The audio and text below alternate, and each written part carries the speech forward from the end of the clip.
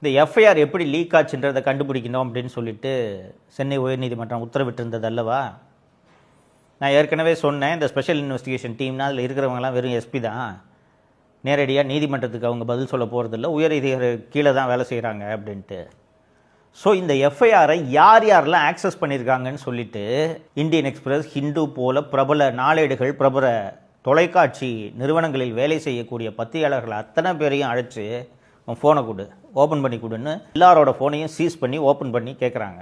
ஒரு பத்திரிகையாளர்னால் அவரோட ஃபோனில் 1000 விஷயம் இருக்கும். எஃப்ஐஆரை டவுன்லோட் பண்ணியான்னு கேட்டால் ஆமாம் சார் அவைலபிளாக இருந்துச்சு, டவுன்லோட் பண்ணேன், பார்த்தேன், அதில் இருக்க செய்தியை தான் நான் போட்டேன், நான் யாருக்கும் பரப்பலை, ஃபார்வர்ட் பண்ணல, அதெல்லாம் முடியாது, ஃபோனை கொடுத்துட்டு போ. தோழர்களே, உங்கள் அத்தனை பேருக்கும் தெரியும், இந்த காவல்துறையில் ஆன்லைனில் இந்த எஃப்ஐஆர் அப்லோட் பண்ணும்போது இந்த எஃப்ஐஆரை பார்க்கலாமா வேண்டாமா அப்படின்றதுக்கான கட்டுப்பாடு காவல்துறையில் அந்த கணினி ஆப்ரேட் பண்ணுறவங்ககிட்டே இருக்குது. அப்போ யாரோ ஒருவர் தவறு செய்து இந்த எஃப்ஐஆர் அத்தனை பேரும் தரவிறக்கம் செய்வது போல ஒரு தவறை காவல்துறையை சேர்ந்தவர் செய்ததனால் தானே மற்றவர்கள் எல்லாம் இதை எடுத்து பார்க்க முடிஞ்சிருக்கு. அப்போ காவல்துறையில் யார் அந்த தவறை செய்தது என்பதை கண்டுபிடிக்கிறது என்ன அவ்வளோ கஷ்டமா? இது எவ்வளோ கொடூரமான ஒரு விஷயம். ஒரு பெண் ஒரு மிக மோசமான பாலியல் வன்முறைக்கு ஆளாகி இருக்கிறாள்.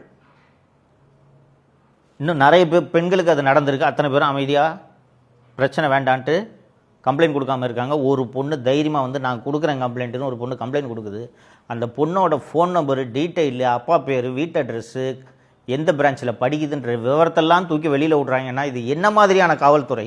இதற்கு காரணமான அதிகாரிகள் மீது ஒரு நல்ல முதல்வராக இருந்தால் நடவடிக்கை எடுத்திருக்க வேண்டுமா வேண்டாமா? நம்ம வீட்டில் இருக்க பெண்கள் யாருக்காவது இந்த மாதிரியான ஒரு அவமானம் நடந்துருந்துச்சுன்னா நம்ம சும்மா இருப்போமா? நம்ம உணர்வுகள் எப்படி இருக்கும் யோசித்து பாருங்கள். தமிழக முதல்வர் கடுமையான நடவடிக்கை இதற்கு எடுத்திருக்க வேண்டுமா வேண்டாமா?